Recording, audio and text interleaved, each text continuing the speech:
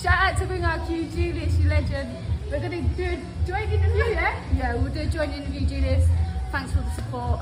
You're a legend. From your girls, Raven and Ellie. Welcome to the motherfucking relay. We're covering today's top boxing news. Okay, we'll start with this. Some news out of the women's super bantamweight division. Bidding for the WBC showdown starts between interim champion Chiwandire and reigning champion Yamileth Mercado. The World Boxing Council have given the green light for bidding for the WBC Women's Super Bantamweight Championship. The fight will pit interim world champion Chiwandire, who is challenging the current reigning world champion Yamileth Mercado. A letter to Chiwandire's promoters and management reads, "We hereby kindly ask you to start free negotiations to find an agreement regarding the conditions, date, place, purses, etc. for this important championship fight. We are looking forward to hearing from you and receiving signed contracts on or before Friday, January 13th, 2023. And what more or less set these events in motion was a fight that took place approximately 2 months ago in October in Zimbabwe. The fight between Chiwandire and former champion of Mexico, Zulina Munoz. An entertaining fight from start to finish. I have to admit, Chiwandire, she proved me wrong. I went with Zulina to win that fight, but would have none of it. I believe she dropped Zulina at least once or twice in that fight. I thought the veteran experience of Zulina would be too much for Hrgovic, but Zulina Munoz, she was on the receiving end of a lot of hard shots. Does that same fate await Jamie Mercado? In the event you cannot reach an agreement until that date, we will call for a purse bid. Please note that all fighters competing for a WBC title need to be enrolled in the Clean Boxing program. Delta Force Promotions Director Clyde Musonda, who is also Chiwandire's trainer, says they will engage all stakeholders in a bid to have the fight in Zimbabwe. We are starting negotiations with managers and promoters of our opponent. Jamie Mercado, the reigning champion, she is a Zanfer Promotions fighter. You might be familiar with that name, Zanfer Promotions. They co-promote Jaime Munguia alongside Golden Boy Promotions. They promote Juan Francisco Estrada, Jamie Mercado, several Mexican-based fighters among them. We have to agree where and when the fight will be held. I will do whatever I have to do to have this match at home or a neutral venue, which gives Kuda and the country an advantage. Thus, we have to bid for the tournament to be held in Zimbabwe, he added. But as of now, I am still talking to my partners and I will notify the boxing board. Based on what we're hearing from the Delta Force Kuda side of things, they're hell-bent on having home field advantage. They want this fight in Kuda's neck of the woods, but Zanfer Promotions... The way I see it, they're gonna have to offer Chiwandire an interesting amount of money to get her to fly over to Mexico. You know how this works. If they don't agree to a deal by the prescribed deadline, it goes to a purse bid and a bidding war will ensue, at which point it all boils down to who places the highest bid.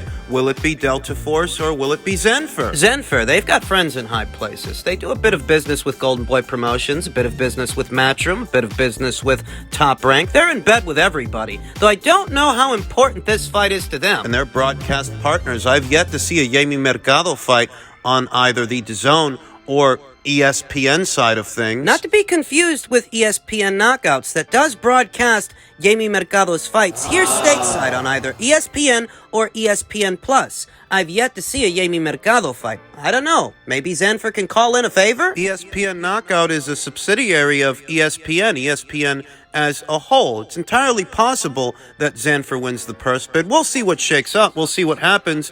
It's a great fight. And for Chiwandire, a different fight than the fight she just had with Zulina Munoz 2 months ago. Try and understand that while Zulina Munoz was a former champion and a very experienced fighter, she's also a fighter who's been through the ringer a couple of times. Ahead of that fight with Kuda, she suffered a knockout loss to Dina Thorsland over there in Denmark. She's a fighter to the eye whose punch resistance is waning. A fighter who's past her prime and in all likelihood is in decline. The exact opposite of the fresh-faced Jamie Mercado, who's in the best years of her career and is improving, showing improvement fight by fight, a lot more durable than Zulina Munoz. Jamie Mercado, she's got a chin. She can take a punch. She went the distance with Amanda Serrano at featherweight. And while she lost a lopsided decision to Amanda Serrano, what punches got through, she was able to weather them. Hrgovic Chiwandire, like Jamie, is showing improvement fight by fight.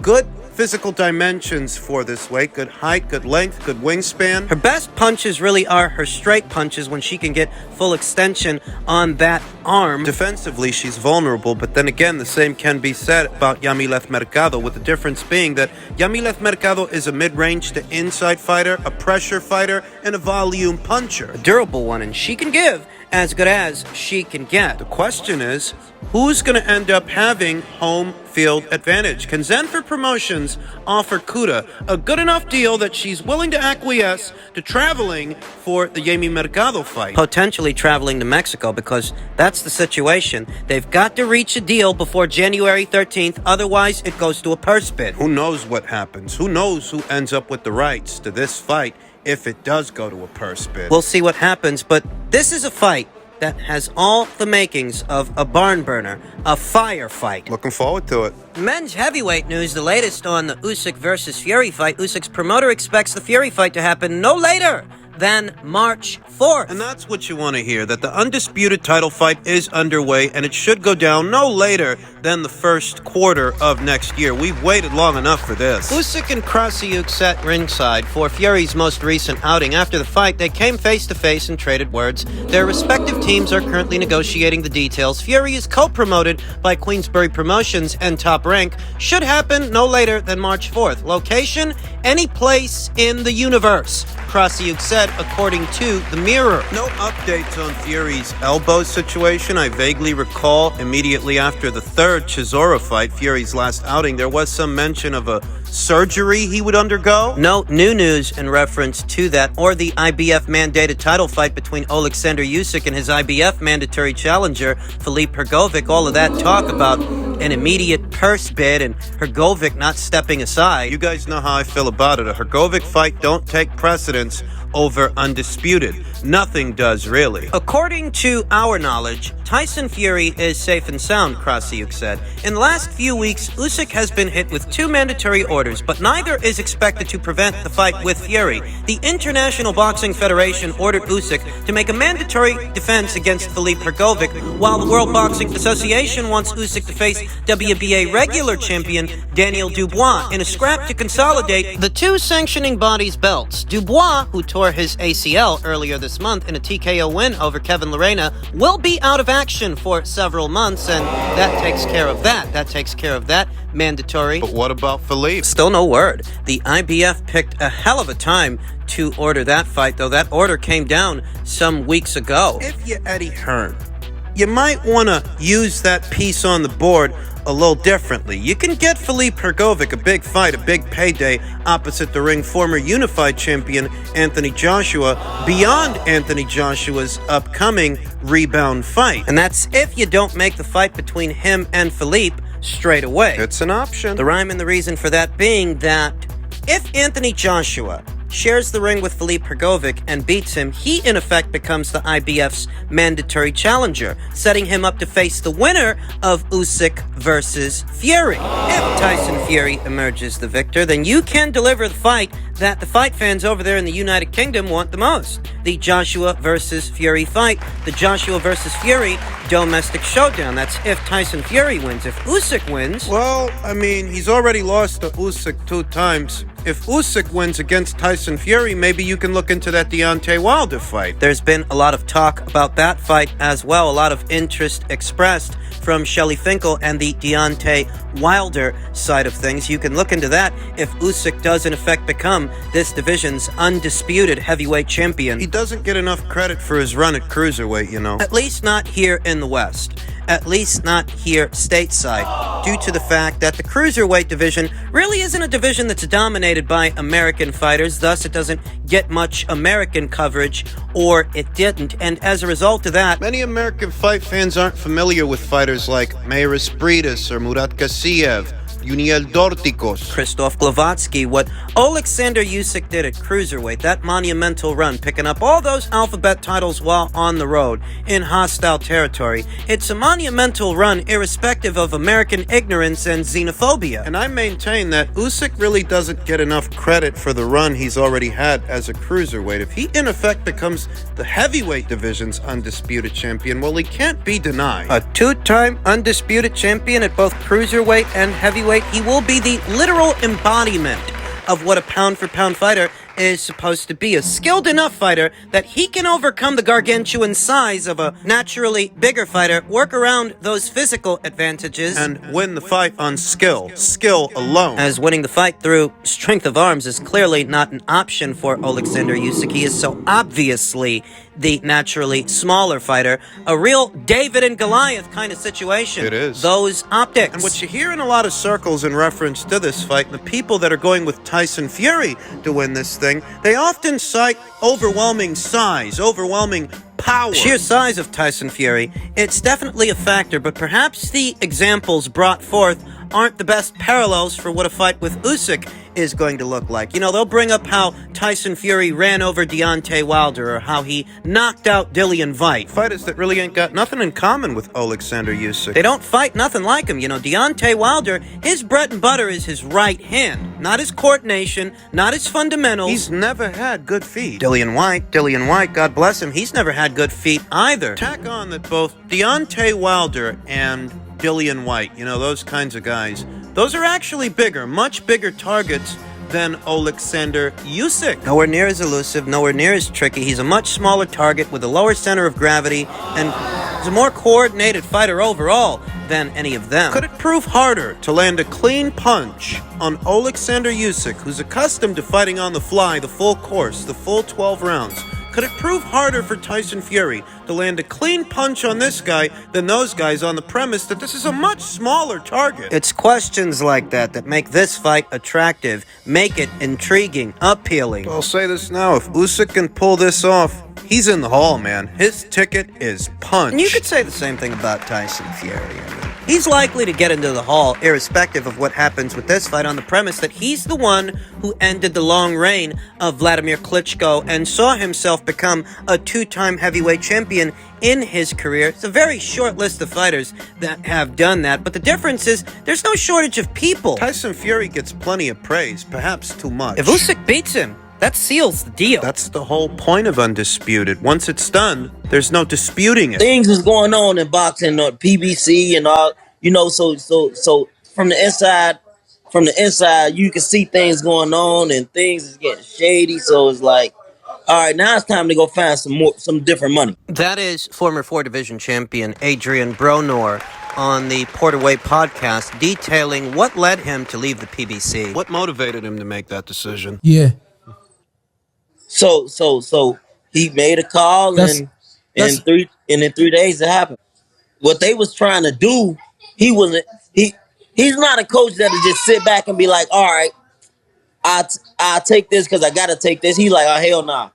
Yeah. You ain't gotta take that. Not in your you still in a great spot in your career and they ain't moving you right. So we gonna do something that fit more for you. It seems that Adrian's trainer helped to influence him to leave the island, leave the PBC, on the premise that he's still in a decent enough position that he can find other money elsewhere. And I don't think his trainer was wrong, because not that long ago, Eddie Hearn offered Adrian Broner a multi-million-dollar offer the fight kind of been. Do you remember that? That, in a nutshell, Adrian's options as a fighter are not limited to what Al Heyman has to offer. And that's what he did. And BLK Prime came along and they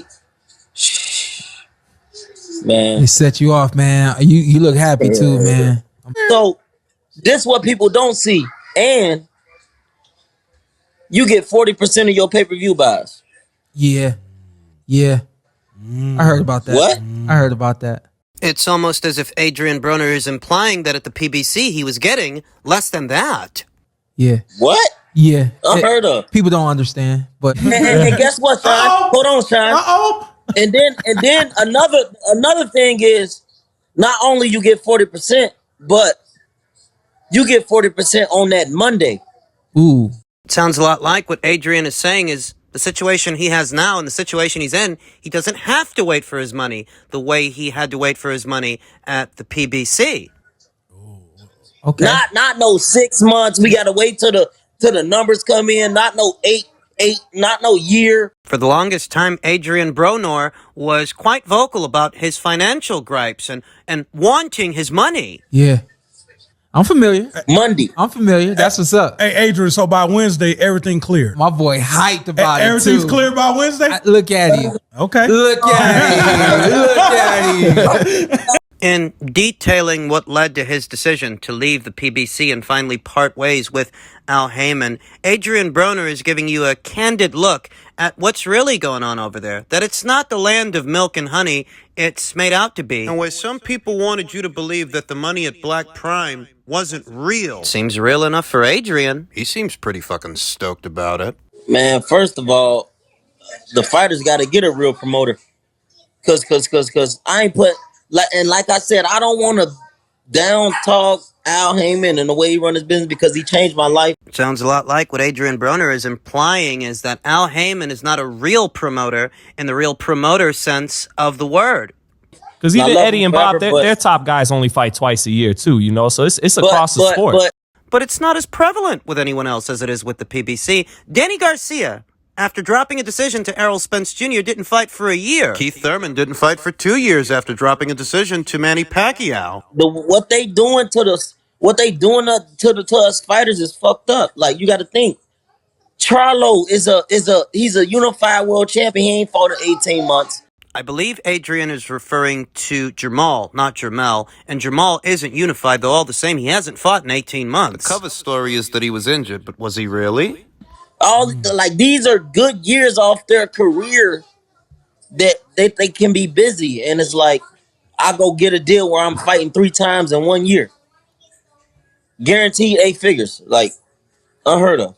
Perhaps Al Heyman's ability to accommodate the number of fighters he has under the PBC banner has waned over time, which wouldn't be the worst thing in the world. It happens, but their autonomy. You know, because the network's only got so many fight dates, and some aspects of it might very well be out of their control, but that shouldn't stop them from being able to pursue opportunities elsewhere if you can't provide them. They shouldn't sit on the shelf waiting for you to give them a call. They tried to shame Terrence Crawford, saying that the money at BLK Prime wasn't real. It was all smoke and mirrors, but it seems real enough for Adrian Broner. Even after Terrence Crawford already said in plain English he already had half his money given to him before the fight. And the other half would be given to him the week of. That was not enough for some people, some Heymanites. They weren't convinced. Well, here you have Adrian Broner, who seems in very good spirits now that he's with BLK Prime, and the money's real enough for him. Really isn't that hard to understand. The PBC is not the land of milk and honey.